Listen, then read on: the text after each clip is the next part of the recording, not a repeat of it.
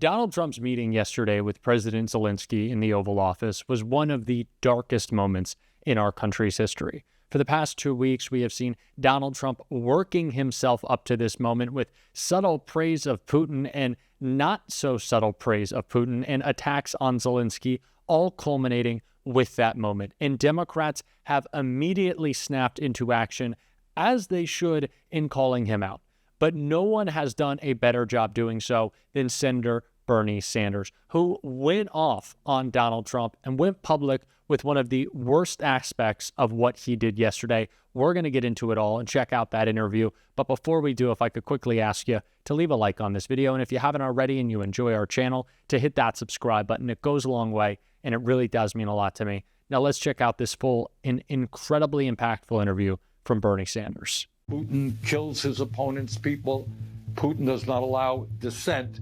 And that's kind of a model that Trump actually likes. For the first time in modern history, we have a president who is aligning himself with authoritarian governments all over the world. So it is a very distressing moment. Senator Sanders, recently a number of Republicans have hesitated to say outright that Russia invaded Ukraine. At the same time, Donald Trump has not only called Zelensky a dictator, but he is speaking in increasingly positive terms about Vladimir Putin. In your opinion, what is going on with the state of the GOP right now? What is extraordinarily distressing to the majority of the American people is that we now have a president who has very strong authoritarian tendencies and in many ways is moving the United States of America, the longest standing democracy on earth, into an authoritarian style society. And in many ways, he likes what Putin does. Putin does not allow freedom of the press. Putin kills his opponent's people.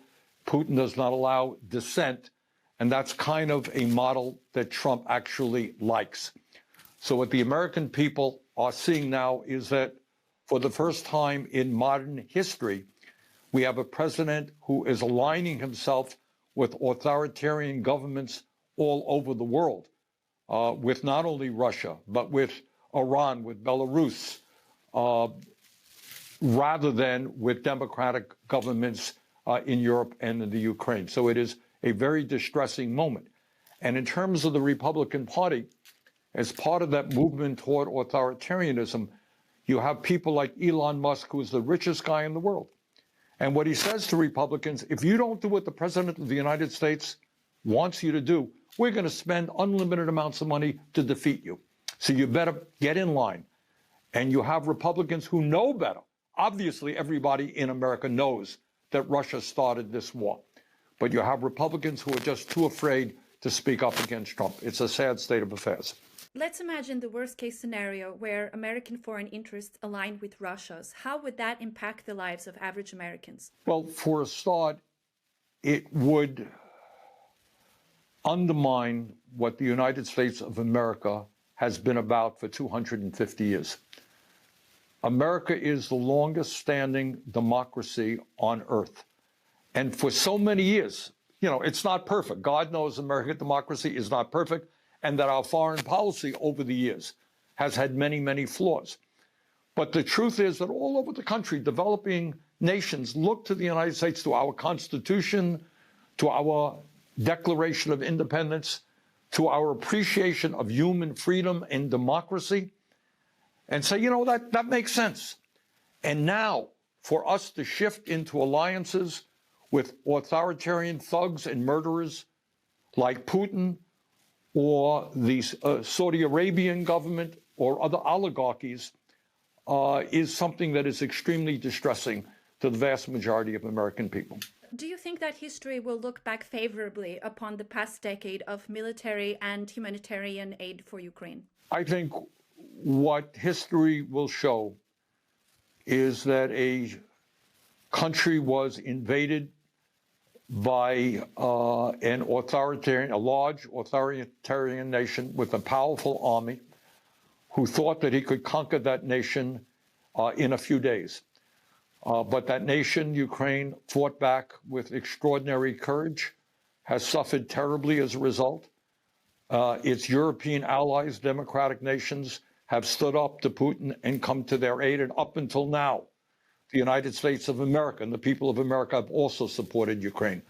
So I think at a time when democracy all over the world is under threat, when we're seeing increased power for oligarchs and authoritarians, I think defending Ukraine is defending democracy and justice all over the world. We have, as you mentioned, Elon Musk working alongside Trump, and Musk regularly posts Russian propaganda and circulates it online. What can the U.S. do to better fight Russian disinformation in its public sphere? That's an issue that we are thinking about and working on every single day. And I'll just give you another example. It's not just Musk and his power owning Twitter, which is extraordinary. He has extraordinary reach. And by the way, don't think it's just Ukraine that he is going after. Here, in terms of domestic policies, we had passed some important legislation. Musk lied about that legislation and got Republicans to defeat it a couple of months ago. But it's not just Musk. Just the other day, literally the other day, the second wealthiest man in the country here, his name is Jeff Bezos, second wealthiest guy under Musk. And he has decided to convert the Washington Post, one of our major newspapers, from what I would call a centrist moderate paper to an editorial page, which is now right-wing. He just made that public yesterday. So this is a difficult moment for my country, for people who believe in democracy, who don't believe in oligarchy. And we are doing our best, not only in terms of Ukraine, but in many, many other areas, in taking on Musk and his enormous power and Trump. But I do want to say, as somebody who has gone around the country, and I want the people of Ukraine to know this, do not believe that the majority of the American people believe what Trump says. Trump is a pathological liar, and most Americans know that. Most Americans know that Russia started the war, not Ukraine. Most Americans know that Putin is the dictator, not Zelensky. Most Americans know that under terrible conditions, Ukraine has fought back valiantly and is admired and respected by people all over the world. I want you all to know that. Thank you, Senator. And just to conclude, because I know you don't have much time, what can the average American do in these uncertain coming weeks and months to show their support for Ukraine? Well, I think we have got to stand up and expose Trump for the liar that he is. And the idea, by the way, that he would, at this difficult moment for a struggling democracy like Ukraine, in the middle of a terrible war, where you have lost tens and tens of thousands of people, men, women, and children, the idea that at this moment, Trump would propose extractions of rare minerals from the Ukraine when it is struggling so hard is quite outrageous. So I think, to answer your question, what we are doing is going all over the country. We're seeing large numbers of people coming out and saying Trumpism, authoritarianism, oligarchy is not what the United States of America is about. We have reason to be proud that we are the longest standing democracy on earth, and we intend to keep it that way. And I know that this is a difficult time for your country, for Ukraine, and we admire the incredible courage of your people. We saw Senator Sanders also put out a direct-to-camera video about 2 weeks ago that I've used a couple times on the channel just because I think it is so important, about what a sad day it was the first time Donald Trump was clearly on the track to abandon our ally in Ukraine. And how far we have fallen from there is shocking, or maybe it shouldn't be, but it certainly is disgraceful. And Bernie's words are so incredibly important at this time. But like I said, there were several Democrats who came out against Donald Trump and thankfully are getting attention in doing so. So we need to give more to that with this clip from Cory Booker right here. I had a European leader in my office who came and asked to come meet with me privately to express his distress over Ukraine, who told me about what does it say about our world that for the first time to his knowledge we've ever seen in a UN resolution around the Security Council, America sided with China and Russia in condemning what Putin did and not their European democratic allies. We are seeing a world shift right now that belies what Republicans and Democrats have been saying in lockstep. We've taken trips together over into Europe to stand with Ukraine. We've had Zelensky multiple times meeting with us as senators in private, him receiving standing ovations.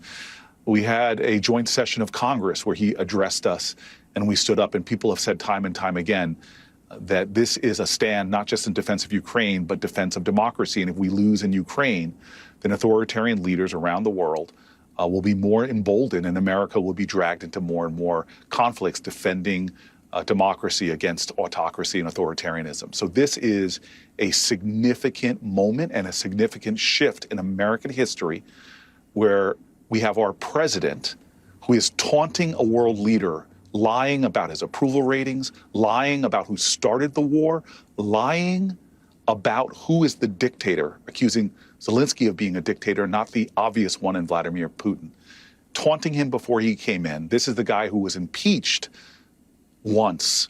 One of his two impeachments was over him trying to extort Zelensky, withholding weapons unless he got commitments to do his political bidding in his attacks against Joe Biden. This is a sad day for our nation. This is a shift in global geopolitics, and this is something that I am praying and hoping that we can overcome. But unfortunately, we're seeing a Republican Party right now that would rather bow to political pressure than stand tall for policies and principles. Every Democrat needs to be using this moment to highlight that Donald Trump is willing to throw our enemies under the bus, to make a mockery of our alliances abroad, and put them in real danger because a dictator bats their eyes at Donald Trump. Now, I know that support for Ukraine might not be the most popular thing with a lot of voters, but what Donald Trump did yesterday was a disgusting display and reveals just how unequipped he is to do anything but be angry. That's what it's about. Yesterday did not make your eggs cheaper. It did not make your rent cost less, and it is not going to build you a better life. It is just Donald Trump abandoning our allies. We got to make that clear. We're going to call it out every single day. And if you want to support that, as always, you can hit that subscribe button. You can leave a like on this video. And if you stuck around to the end, you can drop a blue heart in the comments. And until next time, I'll see you soon.